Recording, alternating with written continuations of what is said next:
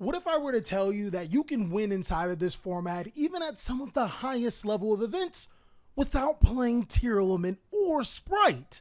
It's almost like somebody said, "Hup, Dup is a tier 0 format," and they were completely wrong.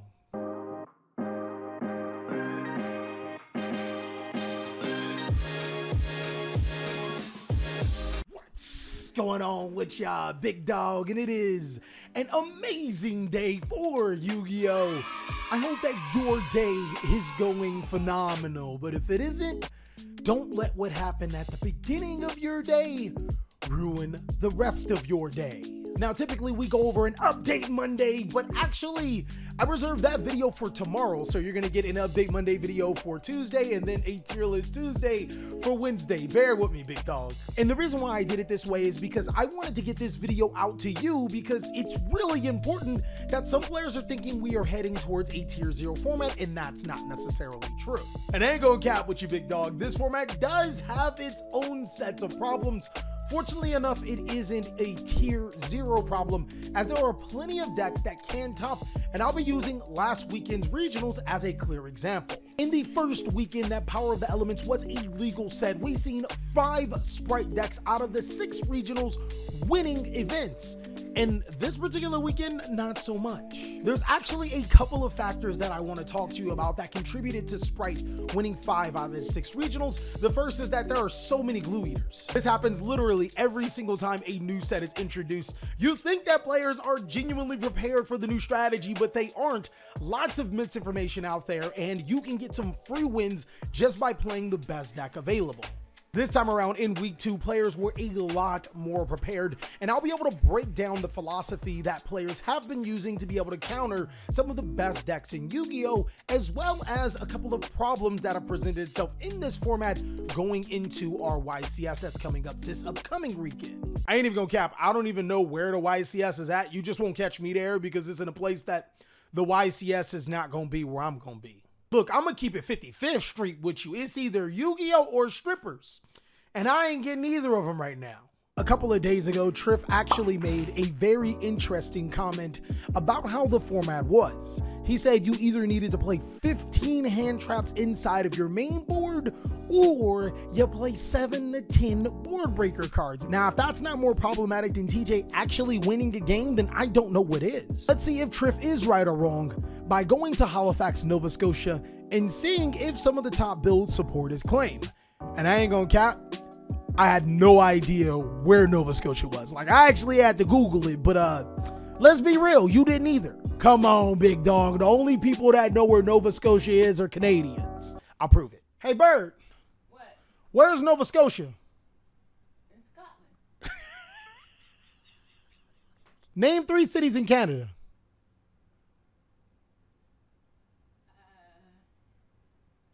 Toronto.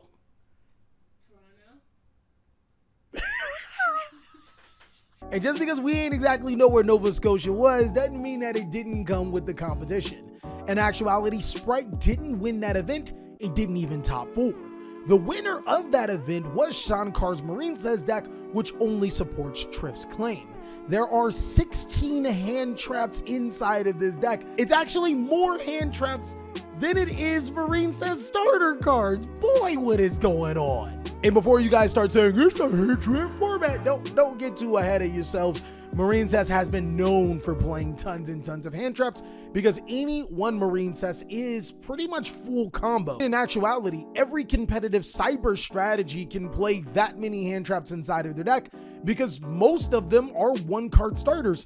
And that's why it doesn't surprise me that second place is Math Mech with Angus Miller, and also Josh Kirby piloted his deck as well as a top 8 finish, and it plays a ton of hand traps. Now, I would like to say that there's an ongoing theme between these 2 decks, and there's actually just a couple of similarities. One, we gotta point out that Cyframe Gear Gamma back into the format means that the format is healthy-like.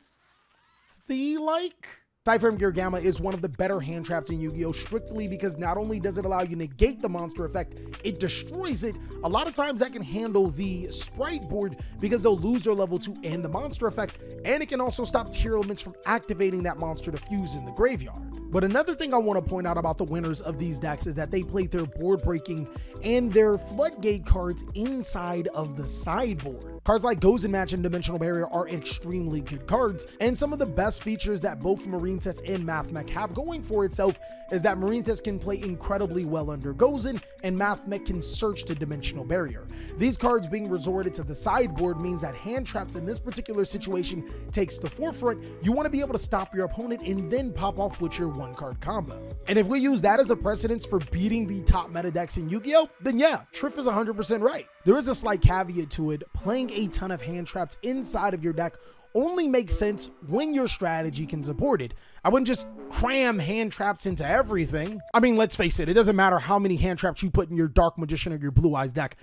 It's still Dark Magician and Blue Eyes. But then there's also the strategies that tend to take it overboard. Take, for example, Trail's topping deck, which technically I top too. I mean, y'all always mistake me for Trail and Trail for me, so you gonna give me the credit too? I just want to put this on record. If you guys have seen enough niggas, me and Trail do not look alike, but you know, it's a compliment to actually say that I topped an event that I never attended. In Trail's particular deck, he actually goes against what Triff is saying. This man is playing all of the hand traps, yes, but there's also board breaker cards and forbidden droplet. But there's actually a lot more to this strategy than what meets the eye. Trail stated that Terrors of the Overroot was literally MVP for him at the event, and I'm still scratching my head at that card. Terrors of the Overroot to a boomer's head like me seems like a terrible card. Why would you get rid of a card to only give your opponent another one?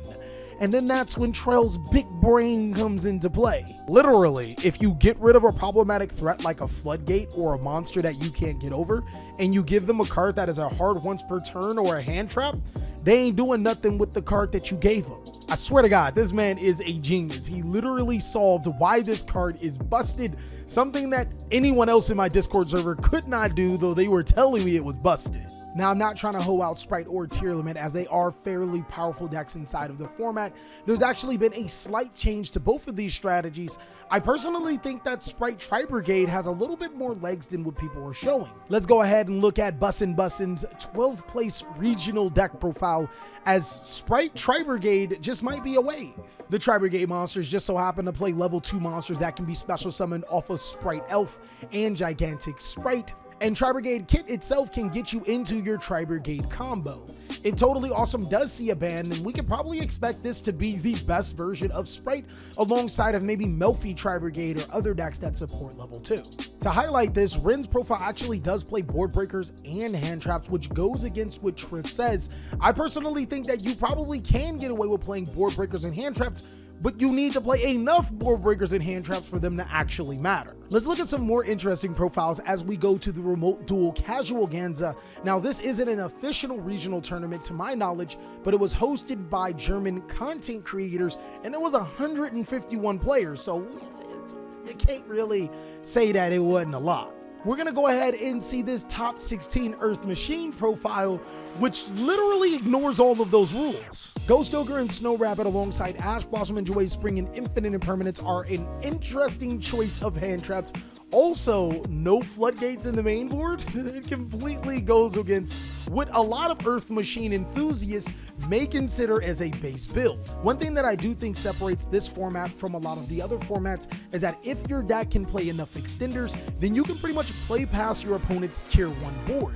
The Sprite strategy can only negate so many times. It's not a super oppressive deck that prevents you from playing Yu-Gi-Oh! Like tier 1 formats would actually be. Some of the great decks in Yu-Gi-Oh! Are starting to adapt an approach that can handle on some of the best decks. Either you play hand traps, board breakers, a combination or both, or you just play enough extenders, and that seems to be the way to be able to top some of the better decks inside of the game. Of course, Triff's theory of if you are playing hand traps, you might want to play a lot of them, I think that holds true. Personally, I feel that you need to play at least 12 hand traps if you are going the hand trap route, and if you wanted to play board breakers, that 7 to 10 feels pretty good. You can also play a combination of both, but your board breaker cards must supplement your 12 hand traps. At least that's what we're seeing from all of these decks, until we get to TJ's Tinley Park first place Drytron deck profile.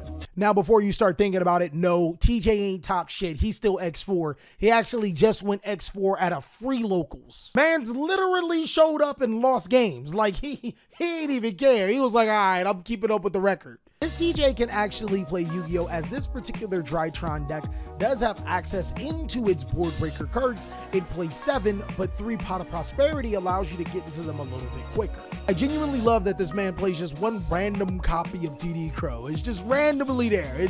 He just chilling. But a card that I genuinely want to highlight in this particular build is Triple Tactics Talent.